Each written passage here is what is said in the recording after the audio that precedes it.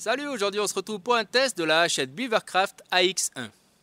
Cette hachette qui est fabriquée en Ukraine mesure 30,3 cm d'ici jusqu'ici.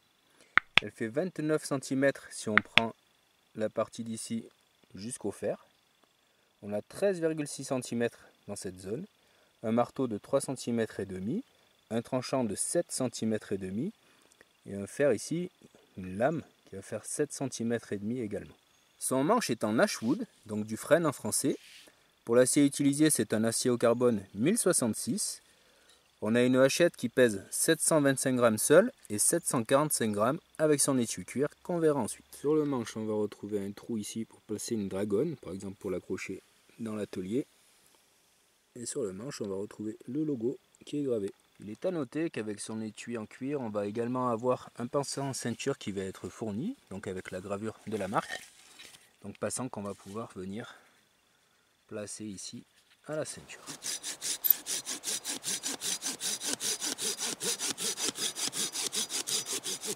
On va voir un peu ce que peut donner la refente par-dessus sur ce bout de feuillu bien sec que je suis venu débiter.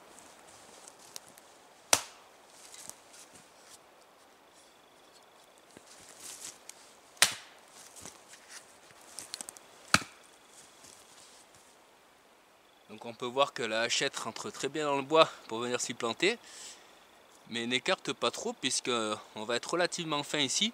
Pour venir vraiment écarter, il va falloir passer plus loin pour arriver ici au niveau des joues. Donc ça va pas être spécialement intéressant de venir effectuer ce genre de refente avec cette hachette. On va pouvoir y arriver, mais on va passer quand même pas mal de temps et d'énergie. Donc c'est pas vraiment fait pour ça, c'est plus pour les petites tâches. Au niveau de la prise en main ici, on va se retrouver dans cette zone, ce qui n'est pas du tout désagréable, donc pas de problème au niveau des impacts ni de la prise en main.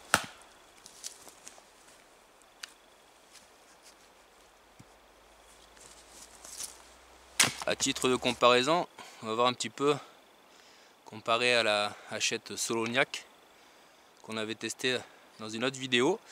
Donc là ça va être une autre forme de fer où on va être directement ici bien épais. On va voir un petit peu ce que ça peut donner. Voilà, ici on vient partir directement. Donc c'est pas du tout la même forme de fer.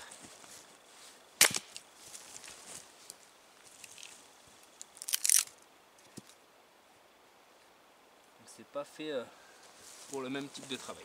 De toute façon, ce n'est pas une hachette qui va être faite pour les lourdes tâches, ni pour les grosses refentes. Ceci dit, on va pouvoir s'en servir sur les tâches de ce type, où on vient caler la hachette ici pour venir refendre. Donc là, pas de souci, ça va fonctionner. C'est plus ce type de travail qu'on va avoir à faire avec ce gabarit. Et pour ça, aucun souci sur ce type de refente. Voilà, pas de problème pour effectuer ce type de refente qui sera beaucoup plus adapté à son gabarit.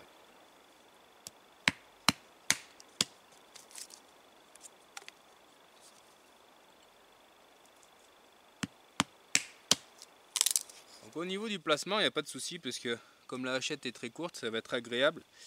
Donc pour la prise en main ici, par rapport au billot qu'on a ici, on ne va pas avoir tendance à taper dedans puisqu'on va être à l'extérieur ici.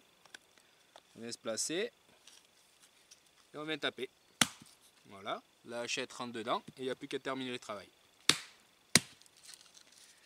Donc pour ce genre de tâche, il n'y a aucun souci au niveau de l'efficacité. Et pas de souci non plus au niveau du confort. Par rapport à cette petite taille, c'est quand même agréable de pouvoir la placer comme ça. Donc si on a une hache plus grande, bien entendu ça va être faisable. On se retrouve souvent avec le manche ici, qui va être au milieu du manche, alors que là, sur des petites sections qui sont grosso modo de la taille de la hachette, on va être vraiment à l'aise.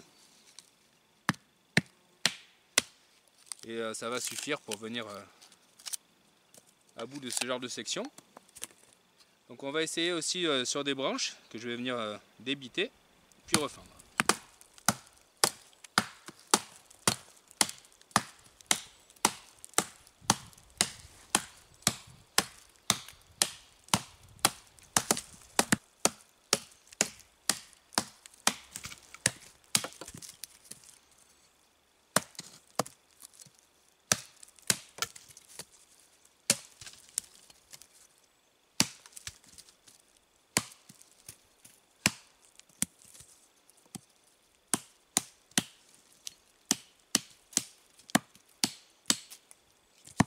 Comme on vient de le voir, pas de souci pour passer à travers ce genre de section.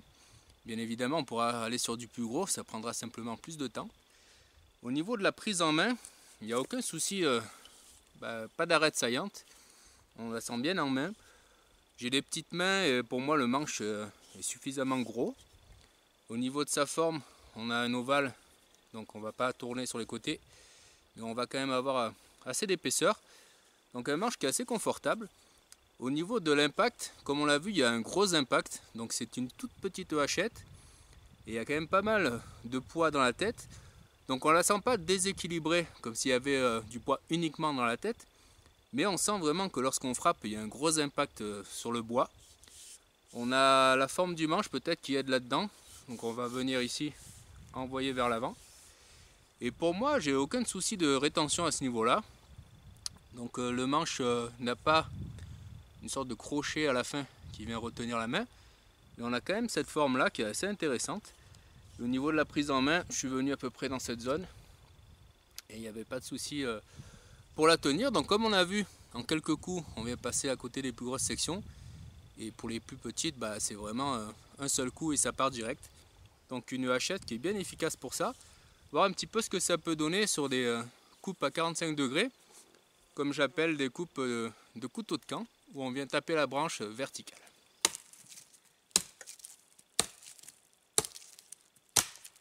On vient retrouver sa grosse force au niveau de la frappe.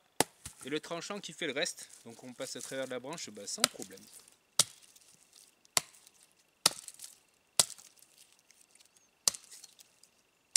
Comme on a pu le voir, en quelques secondes, je suis venu débiter ces branches, voir un petit peu ce que ça donne pour les refendre. Comme on l'a vu tout à l'heure, on va venir se placer ici. Donc là, il y a un petit détail. Lorsqu'on va venir commencer à couper, on peut laisser la main là, pour que ça vienne s'enfoncer. Par contre, après, c'est mieux de l'enlever, puisque comme la hachette est petite, donc on a vu tout à l'heure que c'était un avantage pour cette prise-là, on va souvent avoir tendance à avoir les doigts qui viennent toucher là, donc bien penser une fois que c'est enfoncé, à venir se décaler derrière. Ensuite, il n'y a plus qu'à y aller pour venir fendre le bois.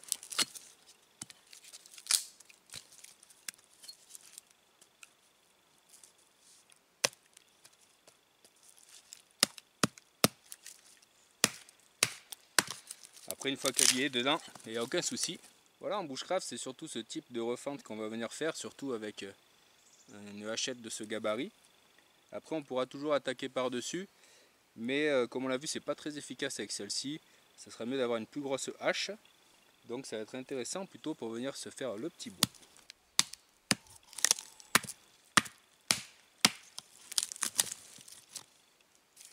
Voilà pour la refente d'en dessus avec cette hachette, donc aucun souci, ni d'efficacité, ni de confort pour ce genre de tâche. Il faut savoir que Beavercraft à la base, c'est pas une marque qui est dédiée au bushcraft. Ils font des couteaux de sculpture, donc ils vont être spécialisés là-dedans. Donc cette hachette de base, ça doit être une hachette qui est faite pour la sculpture, donc pour les petits travaux assez précis. Et ils ont décidé de venir un petit peu toucher le monde du bushcraft en disant que c'était une hachette un peu multifonction pour la forêt. Donc comme on peut le voir, ça fonctionne plutôt bien pour ça. Mais de base, ça reste une hachette pour les sculptures. Donc c'est une des raisons pour lesquelles on va retrouver cette petite taille. Donc c'est quelque chose qui va être beaucoup plus à l'aise pour les petites tâches, les petites coupes précises, plutôt que les grosses tâches qu'on aurait à faire en forêt, raison de son gabarit. C'est une hachette qui de look a l'air très qualitative. Et force est de constater qu'en s'en servant, il n'y a pas de souci d'efficacité ni de qualité. Mais au niveau des détails, il y a quelques petites choses qui ne sont pas extraordinaires. Effectivement, on va retrouver un nombre de détails qui ne vont pas être très bien ajustés. Donc on va commencer par l'œil. Donc l'œil, c'est le creux ici dans lequel vient se mettre le manche. On va retrouver par exemple ici sur le dessus un gros espace qui a l'air creux dessous et qui a l'air comme rempli de pattes. Donc c'est vraiment pas bien ajusté. On va retrouver cet espace et cette patte un petit peu sur tout le contour ici. Là devant également. Toujours au niveau de l'œil, dessous ici on va avoir un petit peu de jour des deux côtés là. Un petit peu de jour sur le dessus. Donc ça pose pas de problème pour l'instant au niveau l'efficacité ou de la solidité ou la jonction manche-tête. Mais c'est des petits détails à souligner. Donc pas très bien fignolé à ce niveau-là. Et tant qu'on est dans cette partie, on va retrouver ici le bois. Donc le bois, grosso modo, il va être fendu en deux. Ensuite, on va venir insérer un coin. Donc là, on peut le voir très bien que ça n'a pas été du tout fendu au milieu. On peut voir qu'il y a toujours cette fameuse patte. Donc là, au milieu, on va retrouver sur le bout de mon ongle ici le coin. Donc le coin n'est absolument pas centré. Et on peut voir que c'est encore une fois comblé par cette sorte de patte ici. On peut voir également que le contrecoin métallique n'est pas du tout centré et que le bois ici est brûlé. Lors du choix d'une hachette, on va venir regarder donc les petits détails dont on vient de parler. On va regarder également les fibres du manche. On va regarder l'alignement de la tête du fer ici, du tranchant avec le manche et la rectitude du tranchant. Donc là aussi, on va avoir quelques soucis qu'on va voir. Par rapport au bois, donc l'idéal c'est d'avoir les fibres du bois qui sont bien alignées ici, donc en montant, vraiment dans le même axe que le fer, donc à la verticale si on peut dire. Et là on peut voir que c'est dans l'absolu opposé, donc bien à l'horizontale. Donc c'est quelque chose qui laisse présager d'une faiblesse dans le manche, puisque lorsqu'on va taper, c'est possible que les fibres viennent s'ouvrir, et donc du coup que le manche casse. Alors c'est à savoir que c'est moins important sur ce gabarit que sur des hachettes ou des haches beaucoup plus grosses, puisque tout simplement on va avoir moins d'impact ici lorsqu'on vient frapper. Donc on aura moins tendance à venir abîmer le manche que si on avait quelque chose de beaucoup plus long, sur lesquels on viendrait taper des pièces beaucoup plus importantes. Donc c'est beaucoup moins important, on va dire que c'est plus tolérable sur une petite hachette, mais c'était quand même à souligner. Toujours sur le détail avec cette vue, on va regarder si le fer est bien axé aux manches. Donc ici on peut apercevoir le bout du tranchant en haut qui a l'air plutôt bien axé.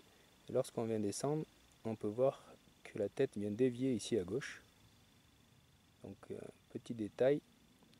Donc on ne va pas forcément le ressentir énormément lorsqu'on travaille avec, puisqu'on va tout simplement s'adapter et rectifier inconsciemment la déviation lorsqu'on vient taper. Mais on peut voir ici que c'est pas vraiment bien axé. Voir un petit peu ce qu'il en est du tranchant. Alors pour le tranchant, on peut voir qu'il est plutôt pas mal, bien que à la base ici, on voit que ça a tendance à dévier. Mais en réalité, je l'ai modifié, donc je vais vous expliquer un petit peu ça. Pour le tranchant, à réception, il n'y a pas vraiment de problème d'affûtage, ça coupe bien. Mais lors de notre bivouac cet été, je l'ai prêté à Jean qui par inadvertance a touché un caillou, du coup il y avait un pet ici. Donc j'en ai profité pour reprendre le fil, et en reprenant le fil, j'en ai profité pour redresser le tranchant. Je ne sais plus de quel côté il partait, en tout cas il était vraiment désaxé. Donc en reprenant le fil, je suis venu enlever un petit peu de matière à des endroits. Donc par exemple ici, sous mon doigt là, je vais avoir de la matière en moins. Pour redresser un petit peu le fil et le réaxer, mais de base il était tordu. Je tiens à signaler que j'ai la herminette également, et que sur la herminette je n'ai pas ce genre de souci. Donc je vais avoir les fibres qui sont bien axées ici. Je vais avoir l'œil avec la fente qui va être bien centrée. Donc ça signifie que pas toutes les hachettes sont forcément comme la mienne. Si vous avez la même hachette que moi, n'hésitez pas à nous faire un retour en commentaire pour voir un petit peu ce qu'il en est de la vôtre. Ceci étant dit, on a une hachette qui s'est révélée bien efficace pour les diverses tâches à laquelle on l'a soumise. On va voir un petit peu ce que ça peut donner sur les feather sticks. Voilà, pour ce genre de tâche, je vais venir prendre la hachette ici, très près de la tête. Éventuellement venir poser le doigt ici. Et je vais venir pousser tranquillement. Donc aucun souci avec le tranchant, étant donné que je l'ai refait et que je venais me raser les poils avec. Donc je vais en profiter pour relever mon propre défi. Donc pour les personnes qui ne l'auraient pas vu, j'ai lancé un petit défi bushcraft. Je vous mets l'affiche ici. Donc je vais venir réaliser les feather sticks, les enflammer au fire steel grâce à la hachette. Donc comme on peut le voir ici, on n'a pas de souci pour créer les feather sticks. Et au niveau du confort, il n'y a pas de problème non plus. Le seul petit point que je ressentirai éventuellement, c'est au niveau de cette petite bosse ici. Mais bon, rien de vraiment gênant, étant donné qu'on ne va pas taper très fort ici. Donc on va retrouver cette forme un petit peu en V sur le dos ici. Donc pour venir s'insérer dans l'œil. Et on va retrouver la forme ici en V pour laisser passer éventuellement les bouts de bois. Donc à signaler que cette forme ici n'est pas du tout agressive sous les doigts. Donc par exemple sur une de mes Waterlings, une fois, ça faisait un petit peu coupant, en exagérant un petit peu. Là ici il n'y a pas de souci au niveau de la prise en main. Donc on va pouvoir venir tranquillement se constituer les feather sticks. Toujours au niveau des finitions, on va retrouver ici les angles qui vont être saillants, donc de l'autre côté aussi évidemment, sur le dessus également. Donc on sent que ça vient accrocher le doigt, mais c'est pas assez saillant pour venir gratter le fire steel.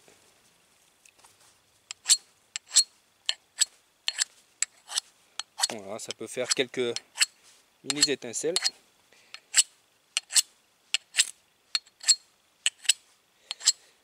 Et ça ne va pas vraiment venir gratter, il va falloir se servir du tranchant. Voici quelques feather sticks que je suis venu faire sur du résineux. Voir un petit peu ce que ça donne sur le feuillu que je suis venu refendre tout à l'heure.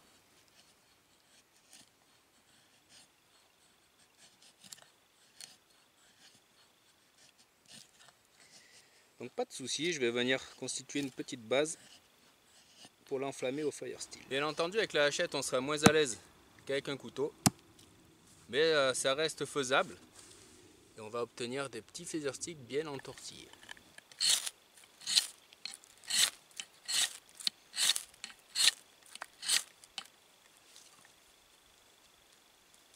Voilà.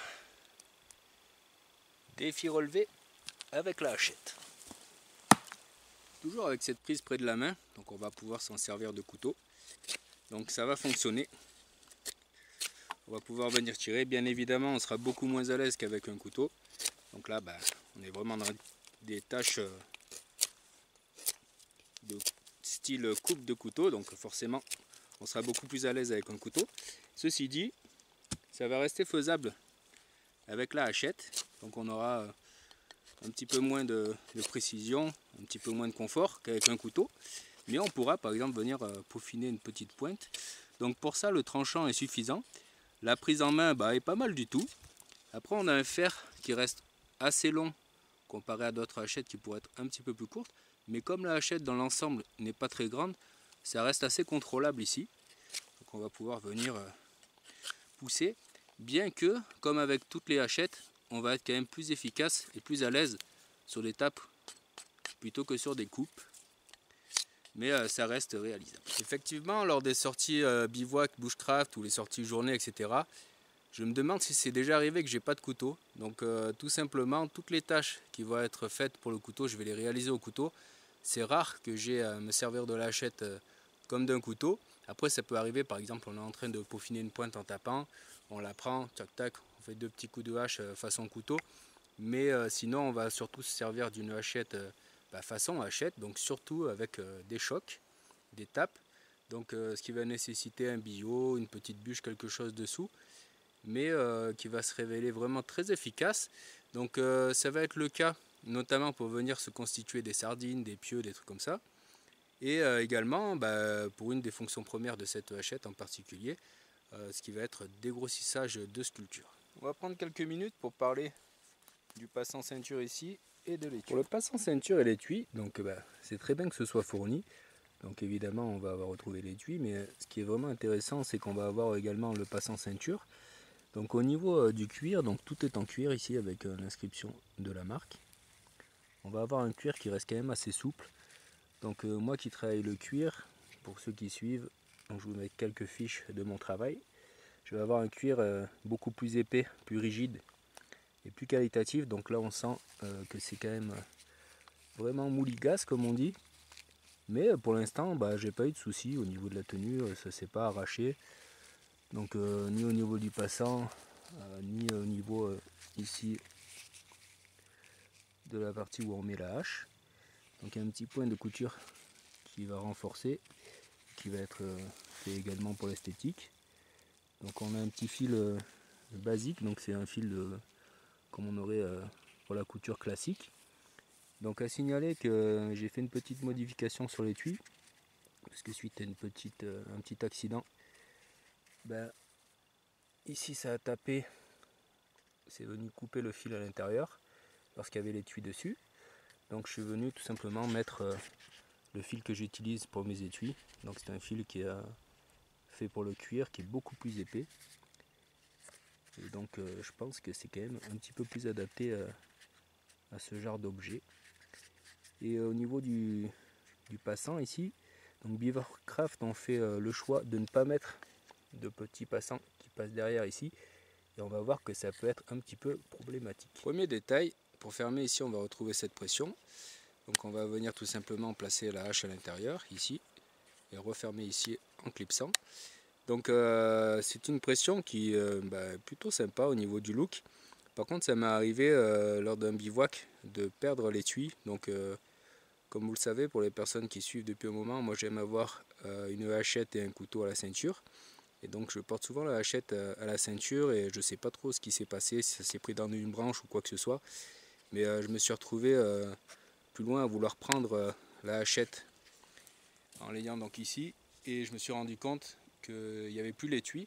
Donc ça peut être vraiment très dangereux puisque lorsqu'on vient placer la hachette ici, en avant ou en arrière, donc celle-ci j'ai plutôt tendance à la placer comme ça, on peut venir tout simplement se couper ou en se baissant si on vient à tomber ou quoi que ce soit. Donc ça peut être vraiment très dangereux pour ça. Donc la pression mériterait d'être un petit peu plus forte. Un petit détail, donc ça m'est jamais arrivé que ça s'enlève sans que la pression vienne s'ouvrir. On va voir que c'est tout à fait possible. Donc on vient juste faire ça, tac, et ça vient sortir. Donc ça peut être également un problème. Donc c'est possible que ça reste dedans. Ça offre un peu plus de sécurité. Lorsqu'on va avoir cette partie qui va être rabattue ici en haut, donc là ça va serrer un peu plus, donc là ça ne va pas sortir, mais c'est une partie qui est mobile ici, qui peut pivoter, donc en fait il suffit de la baisser et là ça sort tout seul. Du coup au niveau de la pratique, ça va être intéressant d'avoir une pression qui s'ouvre facilement, puisque ça ne va pas être trop embêtant à sortir. Ça va être aussi intéressant de ne pas avoir la partie qui passe derrière le marteau, parce que ça va être plus simple à sortir. Le problème c'est que en fait ça risque de s'ouvrir tout seul, donc autant au niveau de la pression que de la forme ici. Puis on a également un cuir, comme on a vu, qui va être très très souple. Du coup il va pouvoir venir se déformer pour laisser passer un petit peu le fer de la hache. Et sur le passant ici, le choix de ne pas le faire passer derrière, c'est un petit peu un problème dans ce cas là, puisque tout simplement ça ne va pas retenir. Si on avait ici la lanière et une pression assez forte, ça ne pourrait pas venir s'enlever, tandis que là, ça s'enlève tout seul. Ceci étant dit, c'est une hachette qui va être très agréable à porter au niveau de la ceinture, tout simplement parce qu'elle n'est pas très longue. Du coup, on ne va pas avoir beaucoup d'encombrement. Donc moi, je fais 1m72 et on peut voir que c'est très largement au-dessus de mon genou. Donc ça ne va pas gêner lors des mouvements, pour s'asseoir, etc. Pour s'en servir, il va suffire de venir la prendre. On s'en sert quelques secondes et on la repose. Donc il suffit de la sortir et de la relaisser glisser à l'intérieur. Donc pour ça c'est vraiment très pratique. Moi je m'en sers souvent aussi juste pour venir marteler, par exemple pour venir mettre des sardines ou quoi que ce soit. Voilà le marteau dont on vient de parler d'un peu plus près. Donc il a une belle taille par rapport à l'ensemble de la hachette. On peut voir qu'il a les bords biseautés. Donc entre cette surface et le fait que j'ai la hachette à la ceinture, je viens souvent m'en servir, ne serait-ce que pour planter les sardines. Je suis droitier, je porte la hachette sur la gauche tout simplement parce qu'à droite je vais avoir mon couteau à disposition ici. Donc je vais avoir d'un côté la hachette et d'un côté le couteau. Et je viens la placer généralement avec le fer vers l'arrière, mais bien entendu on va pouvoir faire l'inverse. Voilà ce que ça donne au niveau de la ceinture. Donc on peut voir que c'est pas très encombrant. Et aucun souci pour ce genre de port. Bien que ce soit une petite hachette de sculpture à la base et qu'on ne va pas venir abattre de gros arbres, en mode bushcraft on va pouvoir venir s'en servir pour des diamètres de ce type. Donc voilà un petit arbre mort ici que je vais venir couper, voir un petit peu ce que ça peut donner.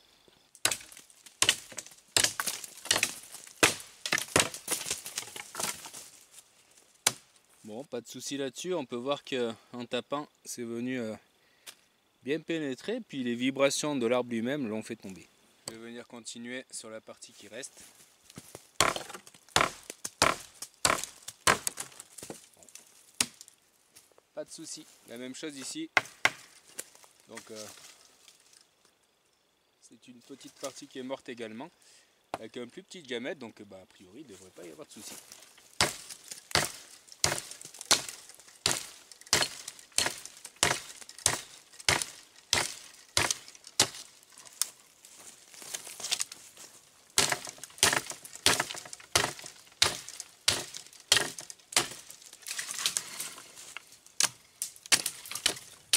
aucun problème là-dessus non plus. Donc avec ce type de hachette, on va pas aller chercher à battre des gros arbres. Mais ce genre de section pour se fabriquer par exemple un abri naturel peut être très intéressant. Et pas de souci au niveau de la prise en main, donc on ne ressent pas de vibration dans le manche. Et comme on l'a vu un petit peu plus tôt dans la vidéo, en tout cas pour la taille de ma main, je trouve qu'il est assez galbé. Toujours au niveau de la prise en main, pas de souci au niveau de la retenue en bout. Donc j'ai pas ressenti du tout le manque de forme ici au bout. Pour moi ça reste bien en main, le manche ne glisse pas. Donc pas de problème sur ce genre de coupe. On retrouve ici un petit arbre avec des petites branchouilles. On va venir enlever.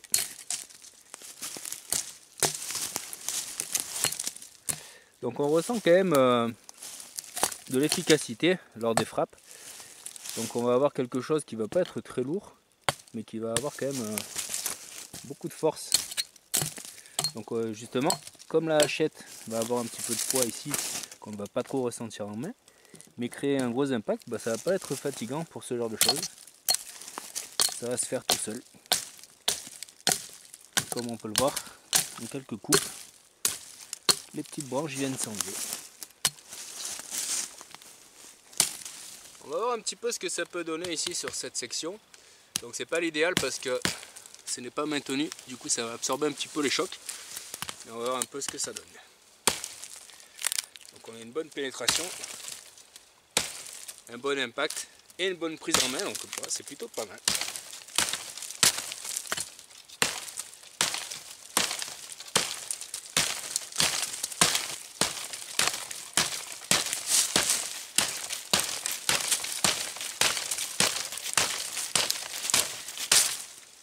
Voilà, pas de souci pour ce genre de travail.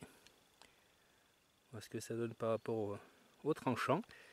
Donc bien évidemment, on va pouvoir aller chercher plus gros en prenant plus de temps. Après tous ces tests variés qu'on pourrait retrouver en bushcraft, on va voir un petit peu ce que donne la hache sur sa fonction première, donc de faire des petites sculptures. Donc voilà un petit bout de l'arbre que je suis venu débiter tout à l'heure. Donc je vais venir prendre la hachette ici, dans cette zone. Donc ça me paraît assez confortable pour venir faire des petites tapes comme ça. Donc je vais tout d'abord commencer par constituer une pointe. Donc comme on peut le voir, ça fonctionne très bien. Donc c'est vraiment sa vocation, venir faire des petites tapes comme ça. Donc c'est ce dont je vous parlais tout à l'heure par rapport à la prise type couteau. Ça sera beaucoup plus agréable et efficace de venir se servir d'une hachette de ce type comme ça. Et là on va retrouver un de ses avantages, c'est qu'avec son manche court, on ne va pas venir taper la base ici. Donc on peut venir même là, si je suis sur l'autre côté de la souche, je peux venir m'en servir qu'avec une plus grande hache, ça va venir taper. Donc il faudra se mettre vraiment en bord. Et on n'a pas trop de contrepoids au niveau du manche du coup, comme il est très court. Donc ça reste très agréable ici. On peut aussi évidemment venir faire des toutes petites tapes en prenant dans cette zone, comme on l'a vu tout à l'heure en faisant les feather sticks. Et si vraiment on veut envoyer un petit peu plus de patates, on va simplement prendre un petit peu plus en arrière pour venir taper un petit peu comme ça. Donc pour ces petites tâches de hachette, vraiment aucun souci au niveau du gabarit et de l'efficacité. Donc là je vais imaginer que je viens travailler sur une cuillère. Je vais venir faire un petit replat dans cette zone et travailler un petit peu comme si je commençais un manche. Donc pareil ici, je viens prendre à peu près au milieu. Donc en étant au milieu, c'est pas mal parce qu'on va avoir quand même pas mal d'impact tout en ayant une grande précision. Donc si on était trop près, on n'aurait pas assez de force, et trop loin, un petit peu moins de précision. Donc cette prise au milieu est assez intéressante, elle tombe vraiment bien en main. Encore une fois, là on n'a aucun souci de préhension. On est vraiment très bien et toujours pareil. Donc là je suis un peu à cheval sur le billot et le manche ne gêne pas. Donc voilà, ça c'est vraiment, comme on pourrait dire, sa zone de prédilection ou son terrain de jeu. Donc une hachette à avoir pour ce type de tâche, voire un petit peu plus lourde. Et bien entendu on sera quand même limité comparé à une hachette de 50 cm ou une hache par exemple comme la Swedish Forest Axe qui est bien plus grande, mais ça peut être très très bien en complément. Toujours pour fignoler ici, je viens prendre cette fois-ci plus près, je vais faire des toutes petites tapes. Donc le but ici c'est d'enlever, comme on le voit, de très fins copeaux. Donc on va pouvoir travailler avec précision. On peut venir chercher les petits angles ici. Donc pour ça c'est vraiment intéressant. Encore une fois, le gabarit y est pour beaucoup. En tenant ici, on a l'impression qu'on a finalement que la tête. On sent même pas le manche à l'arrière. Au niveau du tranchant, après tous mes tests, voilà ce que ça donne. Donc on peut voir qu'il y a une zone qui brille très légèrement ici. Mais bon, rien de grave. Donc plutôt pas mal au niveau de la tenue du tranchant. Voilà, au final une hachette qui va très bien remplir ses fonctions premières, donc comme on l'a vu sur les petites tâches de sculpture, mais qui va pouvoir offrir pas mal de polyvalence tout en ayant un poids et un encombrement réduit. Donc on va pouvoir, comme on l'a vu, venir abattre des petits arbres, faire toutes les tâches qu'on pourrait trouver pour ce genre de gabarit en bushcraft. On a une hachette qui va être confortable, donc j'ai pas eu de soucis sur la prise en main, ni au niveau des coupes de sculpture, ni au niveau de la prise près de la tête, ni au niveau du bout du manche, qui reste selon moi suffisant ici. Pas besoin d'avoir quelque chose de plus relevé sur le bout pour que ça tienne.